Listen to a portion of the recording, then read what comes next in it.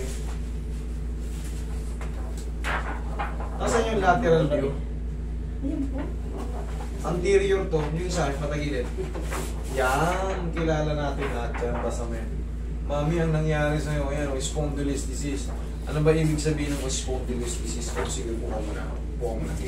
Para ma-explain mo sa'yo ng tulong. Itong kaso ng spondylolisthesis, ayan, nakalagay na. Consider spondylolisthesis suggests clinical correlation. Ibig sabihin, pinay-MRI ka. Ito kasi, pero dito kita na. Dito, kita na dito. Ano ang ibig sabihin? Roy, payang yung pang market. Makikita nyo naman eh. Kita ba dyan, par? Labo. Labo eh. Malabo. Ayan. Ay, baba. Ayan. Yan. Ito, kita nyo to. Yan. Dapat dyan tuloy-tuloy ng pag-anon. Pagdating dito, choink. Ito. Nandyan na yung edge nya. Ito. Ayan na yung edge nyo. Dapat dyan, itong dulo na to, yung kanto na yan. Dugtong din dito yan. Dyan, kaso umatras na. Yan. Ngayon, kita nyo yan, ma'am. Yan, yung sinasabi ko sa video, pinakita ko lang. Kasi yan, dapat yung mga vertebrae natin, kwadrado. Itong mas bandang baba, L4, L5 to L4, L5, S1 yan. Sa taas ng L4, L5, L5, S1. Ang basa dyan. Okay, lumayo na. Ngayon, hindi naman mangyayari to kung hindi kayo na yung malakas na impact. O kasi bumagsak po ako. Yun, bibihira kasi ito mangyari, mga buhat-buhat lang, laba. Oo. Kailangan yan. Bumagsak ako. Makaldal ka ng gano'n. Itong ganito ko, bumagsak siya ng malakas kasi naglalaro kami ng, parang harutan. Kailan po ba nangyari to? Ano na, siguro 7 years ago or 8 years ago. Ngayon, bumigay na ulit yung ano eh. Kaya yung ganitong pangyayari, hindi na kayo makakataka sa ano. Yung unang-una nyo yan, naku, sakit yan. Lulumpuhin ka yan, parang hindi ka makakilos yung balak mo, konting tayo. Upo ka, sakit. Yun nga po. Ngayon, siyempre, 7 years ago, siyempre, tumagal na. Kinapitan na kumbaga, naging strong na ulit yung muscle niya. Nasanay na yung vertebrae ng ganon. Natanggal yung impingement. Pero, huwag kang pakatiwala. Katulad niyan, ngayon, nagsisenior na tayo. May tinatawag na degenerative change. Pag nagkaroon tayo ng degenerative change, yung mga position yan, yung ganito, na unti-unti yan napipirat. Nasisira talaga yung yun yung tinatawag na degeneration. Bunga ng pag-iedad. Siyempre, pagka may pirat na siyang pag ganito, magtutuloy-tuloy pa yung iba pang napirat. Kaya ngayon, sasakit na naman siya ulit. Okay? Sige, usog ko konti rito. Pero ang treatment dyan, yanigin na i-squeeze na yan para makapaulit, mawala yung sakit. Pero hindi na yan maibabalik sa dati. Masakit siya, Gaya nga nasabi ko, yung sa baba kasi yung yung pinakababa. Halos sa puwet na siya. Halos dito, yan, dyan. Dito na yung masakit yan kasi nakaganon yung nyo yung. Pero nga pang dodrawing ko. Malabo kasi yan eh. Baka maliw pa. Ito yung tissue. Ito na. Dodrawing ko yung nangyari sa inyo.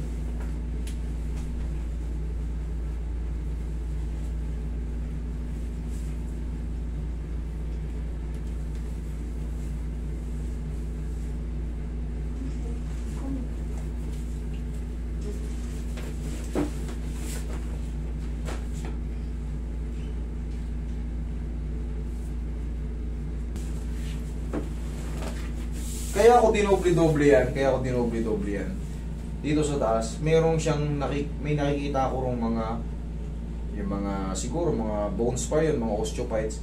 Dito, pero ang pinaka main problem ni Mami, dito, sa pinakababang baba.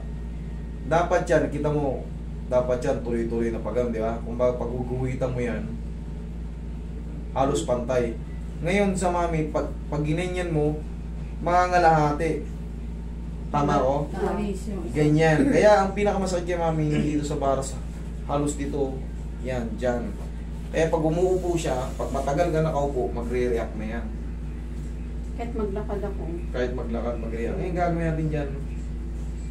I-squeeze lang natin yan, left and right, para makapa natin yung masakit. Matanggal yung pagkaipit or pagka-dislocate ng facet joint at capsule joint. Madalas ko yung binabanggit. Yun kasi yung mga maliliit na joint na hindi makabalik. Yun din yung tumutunog. Oo. Gets nyo na ha? Pero mami, talagang hindi na po yun na ibabalik. Yung disc na nasira, hindi na po yun na ibabalik. Okay? Pero yung sakit, hindi rin siya. Yung sakit yan, sana ma-address natin ngayon. Okay na, basta yung sakit. Okay, relax na.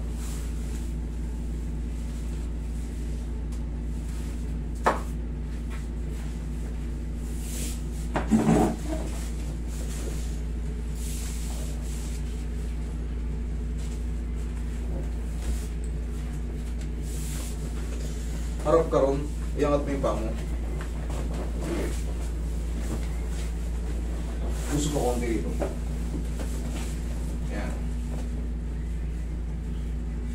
Shoot pa dyan.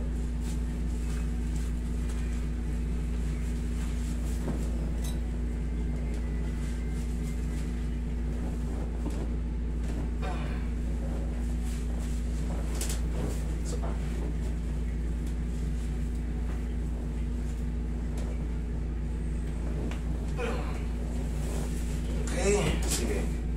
Higa kang patagilid.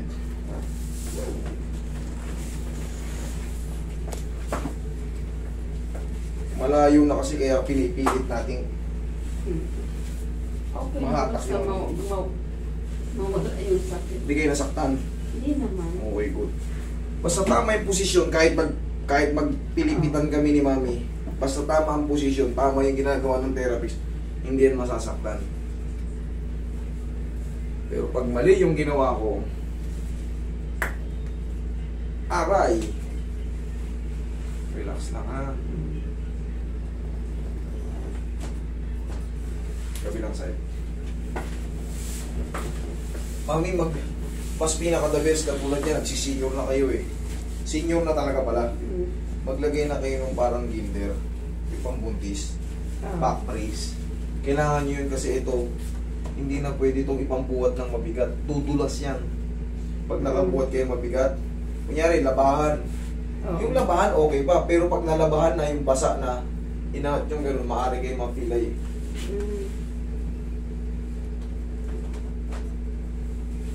Okay, ito pa.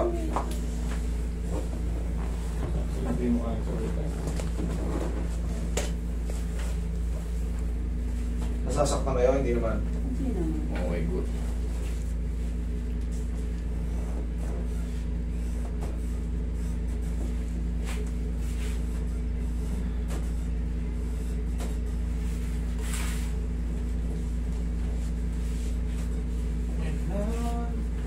So blessed.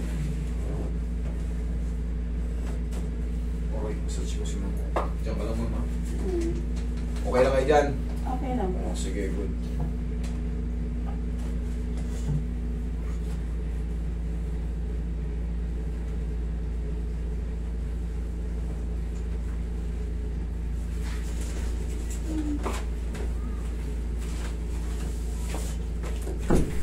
Sino na to? Ito, tignan mo to. Malabo kasi masyado, kaya ayan o. Tignan mo yung itsura niyan. Tignan mo yung itsura nito. Malinis. Tignan mo yung itsura nito. Tignan mo yung itsura niya mga yan. Ito. Wala. Ayan o. Nandito na yung dulo. Diba? Opo. O, dapat yan pantay-pantay. Nakita. Yun nga, hindi kayo magkakaganyan kung wala kayong mga saldak-saldak. Saldak kayo, nagulas kayo. Pero, pagka yun nga, bone setter kasi nag-aayos niyan eh. Yan ang tulong namin. Ito ang tulong. Kasi hindi uubra yung mga ordinaryong haplos dito. Mga haplos-haplos, hindi ordinaryo. Kailangan may kumilos na buto. Kailangan may ma-adjust na buto. Doon, sa bandang lower niya. Ito, bakit ko ginaganto? Ang layo naman, lower. Ito, pinaka-upper. Hindi nyo alam, connected to. Isang buong spine connected to. Ito yung pinaka-general adjustment. O, inhale. Exhale. mararamdaman mo parang may nahatak. Di ba? Yeah. Yun ang mararamdaman nyo, parang may mahahatak. Yun ang purpose natin. Para siyang hihigitin. Okay? Nasasaktan kayo? Okay lang? Wala? Hindi. Okay, good. Ibig sabihin yan, maganda yung ano, kasi pagka may... Kasi nung na-adjust yan yung nabaltog kayo noon, para kayong sinapian talaga agad ng ano, Parang 8 years old. Parang nag-crack na napansin ko, pero pinabayaan ko lang kasi malayo ako. Pero yun nga, mami, kita nyo, pinapaano pa kayo, pinapupunta pa kayo sa orto, pinapupunta pa kayo, pinapatest pa kayo ulit. Maglagay kayo ng ano, maniwala kayo sa akin, Bob. Sabihin na natin, oh, maganda pakiramdam nyo, galing kayo ito. Hindi natin mapapangako yung kinabukasan kasi kumikilos tayo. Once na nakagano na yung buto natin, o sabihin natin, tulak, oh. Pero hindi pa rin kayo safe na ano, pag nagbuhat kayo, or natulas kayo, o kaya, nakasakay kayo sa motor, sa tricycle. Once na nasira na yung shock absorber natin, ano yung ibig sabihin ng shock absorber? Ito yung sinasabi ko yung shock absorber. Itong shock absorber, yung mga nasira, yan ang shock absorber natin, ng katawan natin. Sige, po ka. Yan ka lang. Kung makakabili kayo ng ano, ha? Bumili kayo para protektado yung balakang nyo. Tapos, pag nasa bahay kayo, sabihin na natin nakatrabaho kayo, naglaba kayo, naghugas kayo ng plato, marami-rami yung hinugasan yung mga labahan. Pag sumasakit-sakit yung balakang nyo kahit pa paano, haplusin nyo ng pau. Ganito yun lang. Huwag nang didinan. Ganyan lang. Okay? Para yung mga muscle spasm hindi masyadong lumala. Tapos, pag hindi nyo talaga kaya, balik lang kayo sa mga bone setter. Ano ibig sabihin? Kailangan pa ba pumunta ng ortho para or okay na yung treatment? Yung mag-brace. Yung ortho kasi, yung ortho, dun malalaman kung talagang kayo naman na magdi-decide eh. Kayo pa rin na magdi-decide. Ipakita nyo yan sa ortho kasi may request na kayo, yan eh. Request na yan eh. Para magkaroon din kayo ng knowledge talaga about sa nararamdaman nyo, sa nangyari sa inyo. Sabihin nyo ron, ito po may request na kami sa ortho. Papakita nyo yung mga files nyo. Titignan ngayon yan. Huwag nyo muna sabihin yung ano ko. Ngayon, pagka the same kami ng sinabi, may sasabihin niya. Kunyari, parang the same kami ng nakikita. Yung parang gano'n, dinrawing ko.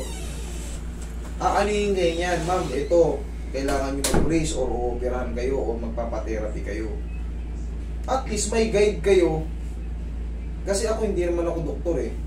Siyempre, mas maniniwala kayo sa doktor pag sinabi na mismo ng doktor. Kasi yan sa inyo, hindi yan ordinaryong back pain lang. Pag nakaldag kayo ng konti, maaari kayong parang malulumpo-lumpo mamamanid yung balakang nyo. Yun o, kasi hanggang dito na siya. Kasi ang trabaho kasi doon, home service. So, kaya nga nagbubuhat kami ng mabigat. Kaya ako ini-explain sa iyo ng malalim pa. Kasi, siyempre, bata-bata pa kayo, nagtatrabaho pa kayo. Baka pagbuhat nyo, matimingan. Totoo nga yung sinabi niya, no? Master, ganun pala talaga. Hindi na kasi ordinary yung spondylosis, ibig sabihin yan, umigkas, pirat yung ano, yun ang spondylosis. Ang spondylosis, pirat lang siya. Mas maganda yun kumpara dyan. Siyempre, yun nga, very careful na lang kayo. Wala nang masakit, okay naman. Check mo. Okay ha, o. Yan yung sasabi ko, okay kayo. Pagdating nyo, galing kayo nito, okay kayo. Pero yun nga, nagtatrabaho kayo, sabi nyo, buhat-buhat kayo, home service kayo, baka mamaya, sabihin nyo, isang araw lang ako inaayos si Master, isang araw lang mano, ito na naman, mag-iingat. Kasi pagka binilinan kayo ng ortho, ma'am, hindi na kayo pwede magandong, dalawa na kaming bumilin sa inyo, mas maniniwala kayo. Okay? Kasi may request naman kayo, nakalagay ron eh. Okay? Salamat po. Tinuro ko sa inyo, bumili kayo ng ano, para safe. Kasi kaya ako kayo ginagabayan ng ano, para hindi nyo naabutin yung sobrang sakit. Kasi mamamanid yung buong balakang nyo, maniwala kayo sa akin. Ito, hanggang dito yan. Ano tawag dun, sir? Yes! Ano ba Yan tawag talaga. dun? Ayun nga, siyempre, meron kayo spondylolisthesis. Pag napuwersa yan, ngayon maganda kasi na-adjust ko. Pag nasira ka, gano'n ang mararamdaman nyo, yung nararamdaman nyo noon. Hindi, yung ano po, yung bibili na gano'n. Anong tawag po? Ano? Backways. Saan po? Mayroon po. Pero